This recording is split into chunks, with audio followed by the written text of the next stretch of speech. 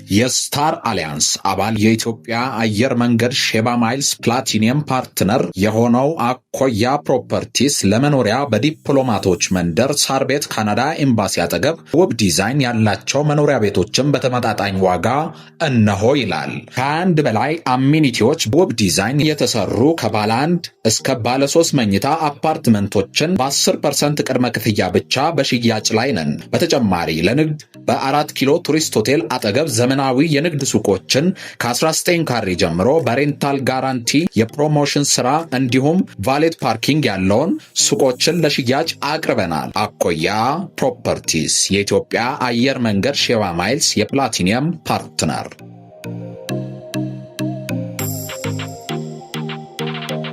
ኢራን ደጅ ላይም ያደፈጠው የአሜሪካ ጦር አስፈሪው አርማዳ ሲገለጥ በዓለም ታሪክ ታይቶ የማይታወቅ ግዙፍ የሚባሉ ሀገራትን በጥቂት ቀናት ውስጥ ድምጥማጣቸውን የሚያጠፋና ማንም ሊጋፈጠው የማይችል የጦር መሳሪያ በአረብ ባህር ላይ እየተከማቸ ነው። በአረብ ባህር ላይ የተከማቹት እነዚህ መሳሪያዎች በየአውደ ውጊያው የምንመለከታቸው የጦር መሳሪያዎች ሳይሆኑ በሰው ልጆች ታሪክ ታይቶ የማይታወቁ እጅግ ዘመናዊና የረቀቁ መሳሪያዎች ናቸው። ይህ ሁሉ ግዙፍ መሳሪያም በአንድ ወታደራዊ ተልዕኮ ላይ የሚገኝ መሆኑ ደግሞ ጉዳዩን አስገራሚ ያደርጓል። 100,000 ቶን የኒኩለር አቅም ያላቸው ብረቶች 5,000 ወታደራዊ ባለሙያዎችን ይዞናም በእይታ ውስጥ የማይገቡ ጄቶችን ታጥቆ በኢራን በር ላይ ደርሷል። ሰላም ጤና ይስጥልን የተከበራችሁና የተወደዳችሁ የሰሞነኛ ቤተሰቦች፣ በዛሬው ጥንቅራችን በኢራን ደጅ ላይ የተገኘውን አርማዳን የምናስቃኛችሁ ይሆናል። እስከ ፍጻሜው አብራችሁን ቆዩ።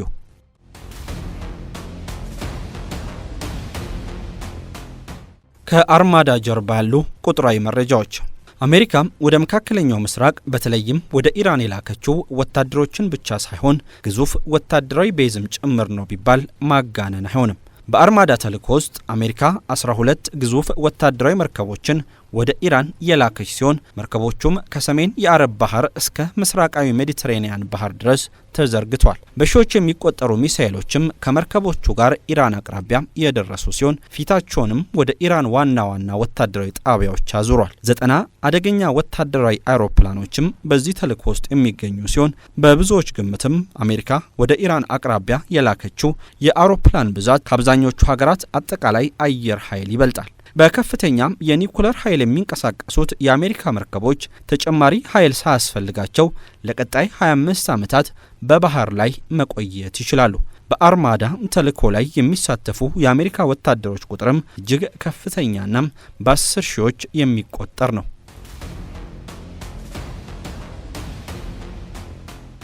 የአርማዳም ዋነኛ ተልዕኮ እስራኤልና አሜሪካ በጋራ ሆነው ለ12 ቀናት ኢራንን ወግተው ግጭታቸውን በድርድር ካጠናቀቁ በኋላም ዳግመኛ ሌላ ዙር ግጭት ከኢራን ጋር ሊነሳ እንደሚችል ፍንጮች በብዛት እየታዩ ናቸው። የአሜሪካው ፕሬዝዳንት ዶናልድ ትራምፕ ኢራን ከአሜሪካ ጋር በአስቸኳይ ስምምነት ላይ ካልደረሰች ከአሜሪካ የሚገጥማት ቀጣዩ ጥቃት ከዚህ በፊት ከነበረው በጣም የከፋ ይሆናል ሲሉ ማስጠንቀቃቸው ይታወሳል። ከጥቂት ሳምንታት በፊት በኢራን የተነሳውን ተቃውሞ ተከትሎ ትራምፕ ኢራን ላይ ጥቃት ሊፈጽሙ እንደሚችሉም ሲዝቱ ነበር። ትራምፕ ትሩዝ ሶሻል በተሰኘው ማህበራዊ ገጻቸው ዩኤስኤስ አብርሃም ሊንከን የተሰኘው ግዙፍ የጦር መርከባቸውና ሌሎች ኃይሎች ወደ ባህረ ሰላጤው መሰማራታቸውን አሳውቋል። አስፈላጊ ሲሆን በፍጥነትና በአደገኛ ሁኔታም የሚሰጣቸውን ተልዕኮ ለመፈጸም ዝግጁ መሆናቸውንም ጠቁመዋል። የአርማዳ ዋነኛ ተልዕኮም ኢራንን ማስታገስናም ሀገሪቱን በግዴታም ወደ ድርድር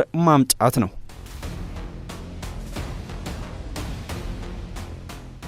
አርማዳ የታጠቃቸው መሳሪያዎች። አርማዳ እንዲሁ በየቦታው የሚገኝ ወታደራዊ እዝ ሳይሆን እጅግ የዘመኑ መሳሪያዎችን የታጠቀ አደገኛ ስብስብ ነው። ለመሆኑ በአርማዳ ስር የሚገኙት ትጥቆች የትኞቹ ናቸው?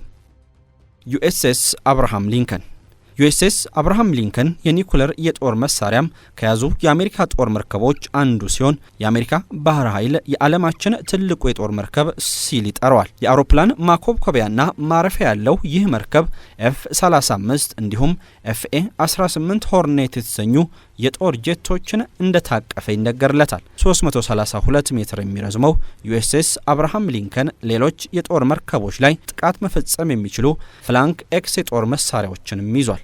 ፍላንክ ኤክስ በኮምፒውተር ቁጥጥር የሚደረግለት በራዳር የሚመራ የጦር መሳሪያ ነው። መርከቡ ከዚህ አልፎ ራም የተባለው ሱፐርሶኒክ የሚሳኤል ስርዓት እንደተገጠመለት ይታመናል። ከአሜሪካ ግዙፍ የጦር መርከቦች መካከል አንዱ የሆነው ዩኤስኤስ አብርሃም ሊንከን ሌሎች በርካታ የጦር መሳሪያዎችና የራዳር ስርዓቶችም እየተገጠሙለት ነው። የራዳር ስርዓቶቹ ደግሞ በአቅራቢያው ያሉ ሁኔታዎችን ለመቃኘት የአየር ትራፊክን ለመዳሰስና ሚሳኤሎች ኢላማቸውን ጠብቀው እንዲመቱ ለማድረግ ያግዛሉ።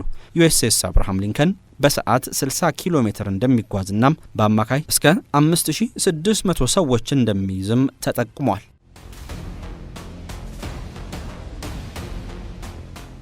ሚሳኤል አውዳሚ መርከቦች ዩኤስኤስ አብርሃም ሊንከንን ከበው ደግሞ አርሊግ ቡርኬ ክላስ መርከቦች ይገኛሉ። እነዚህ መርከቦች 1000 ማይል ላይ የሚገኝን ማንኛውንም ኢላማ መምታት የሚችሉ ቶማሃክ ሚሳኤሎችን ታጥቋል። በተጨማሪም የኢራንን ሚሳኤል መተው መጣል የሚችሉ ጸረ ሚሳኤሎችም በእነዚህ መርከቦች ላይ ተገጥመው ይገኛሉ። የኒውክለር ሰርጓጆች የአሜሪካ ባህር ኃይል 4 የኦሃዮ ምድብ ባህር ሰርጓጅ ኒውክለር ተሸካሚ መርከቦች ያሉት ሲሆን መርከቦቹ 154 ቶማሃክ ክሩዝ ሚሳኤሎችን መያዝ ይችላሉ። እያንዳንዱ ክሩዝ ሚሳኤልም 1000 ፓውንድ የሚመዝንና ከፍተኛ ፍንዳታ ሊያስከትል የሚችል ፈንጂ መሸከም የሚችል መሆኑም ይነገርለታል። ዩኤስኤስ ፍሎሪዳ የተሰኘችው የኒኩለር ተሸካሚ ባህር ሰርጓጅ መርከብ በፈረንጆቹ 2011 በሊቢያ 100 ቶማሃክ ክሩዝ ሚሳኤሎችን በመተኮስ ያደረሰችው ውድመትም የመርከቧን አደገኝነት የሚያሳይ ተግባር ነው። ለ77 ቀናት በባህር ላይ መቆየት የሚችሉት የኦሃዮ ምድብ የጦር መርከቦች እስከ 7400 ኪሎ ሜትር የሚምዘገዘጉ ባላስቲክ ሚሳኤሎች ታጥቀዋል። 80 የኒኩለር አረሮችንም መሸከም ይችላሉ።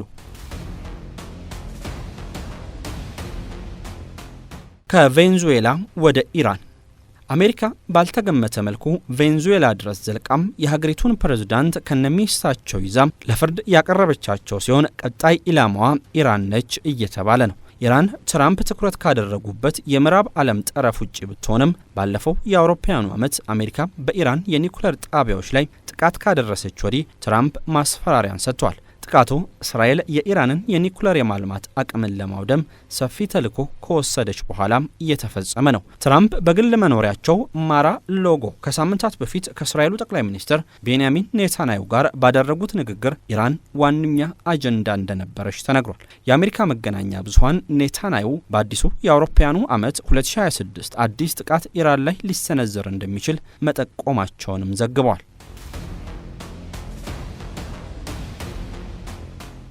ከምድር ሆነው ባህሩን የሚጠብቁት አሜሪካ በኢራን ላይ ያጠለቀችውን ገመድ ከባህር ብቻ ሳይሆን ከምድርም እያጠበቀች መጥታለች። በርካታ የጦር መሳሪያዎችም ከመካከለኛው ምስራቅ ፊታቸውን ወደ ኢራን ያዞሩ ሲሆን የተወሰኑትን እንመልከት።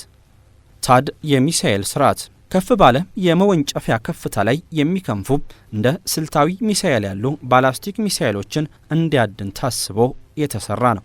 ለእርሱ ተብሎ በተሰራው 12 ሜትር ርዝመት እንዲሁም 3.25 ሜትሮች ስፋት ባለው ተሽከርካሪ ላይ በመገጠም በቀላሉ ከቦታ ቦታ መንቀሳቀስ ይችላል። እንደ አውሮፓውያን አቆጣጠር በኦገስት 2019 ሙከራ ሲደረግበት የተተኮሱትን 16 ኢላማዎችን ሁሉንም በማውደም ብቃቱ 100% መሆኑን አስመስክሯል። ይህ መሳሪያ በአሁኑ ጊዜ መቀመጫውን ኳታር ላይ አድርጎ ፊቱን ወደ ኢራን አዙሮም ይገኛል።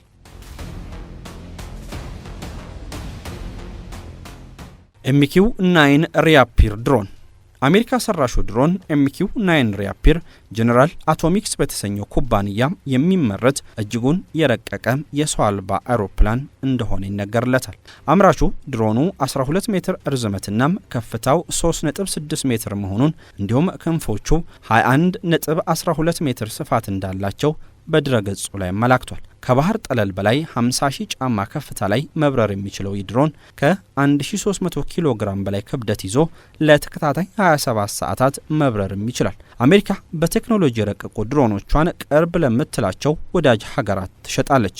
ጀነራል አቶሚክስ MQ-9 ሪያፒር ድሮኖቹ ከአሜሪካ የደህንነት ተቋማት በተጨማሪ የጣሊያን፣ የፈረንሳይና የስፔን አየር ኃይሎች እንደታጠቁት ይነገራል። ይህ መሳሪያ በአሁኑ ጊዜ በኢራን ላይ ጥቃት ለመፈጸም በተጠንቀቅ ይገኛል።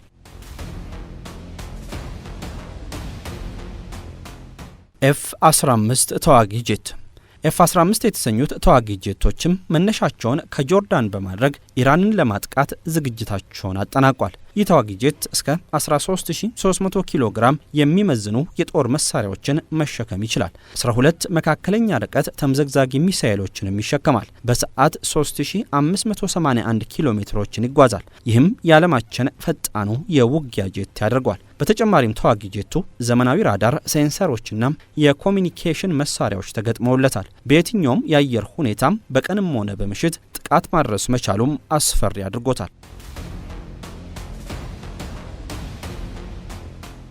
በአጠቃላይ የዩኤስ አርማዳም ስለ መርከቦች የበላይነት ብቻ ሳይሆን ጉዳዩ ስለ ተወዳዳሪነት የሌለው ወታደራዊ ፍጹም የበላይነትም ጭምር ነው። ከኤፍ-35 ድብቅነት አንስቶ እስከ ባንከር በስተርስ ጥሬ ኃይል ድረስ አሜሪካ የባህላዊ ጦርነት ህግጋትን የሚጥስ ኃይል በኢራን ዙሪያ እያሰባሰበች ነው። የተወደዳችሁናም የተከበራችሁ የሰሞንኛ ቤተሰቦች ስለ አሜሪካው አርማዳ ወደ እናንተ ያደረስነው የዛሬው ጥንቅር በዚህ ተጠናቋል። ሰላም ለዓለማችን እያልን ተሰናበትን። ሰናይ ጊዜ። የስታር አሊያንስ አባል የኢትዮጵያ አየር መንገድ ሼባ ማይልስ ፕላቲኒየም ፓርትነር የሆነው አኮያ ፕሮፐርቲስ ለመኖሪያ በዲፕሎማቶች መንደር ሳር ቤት ካናዳ ኤምባሲ አጠገብ ውብ ዲዛይን ያላቸው መኖሪያ ቤቶችን በተመጣጣኝ ዋጋ እነሆ ይላል። ከአንድ በላይ አሚኒቲዎች ውብ ዲዛይን የተሰሩ ከባለ አንድ እስከ ባለ 3 መኝታ አፓርትመንቶችን በ10% ቅድመ ክፍያ ብቻ በሽያጭ ላይ ነን። በተጨማሪ ለንግድ በ4 ኪሎ ቱሪስት ሆቴል አጠገብ ዘመናዊ የንግድ ሱቆችን ከ19 ካሬ ጀምሮ በሬንታል ጋራንቲ የፕሮሞሽን ስራ እንዲሁም ቫሌት ፓርኪንግ ያለውን ሱቆችን ለሽያጭ አቅርበናል። አኮያ ፕሮፐርቲስ የኢትዮጵያ አየር መንገድ ሼባ ማይልስ የፕላቲኒየም ፓርትነር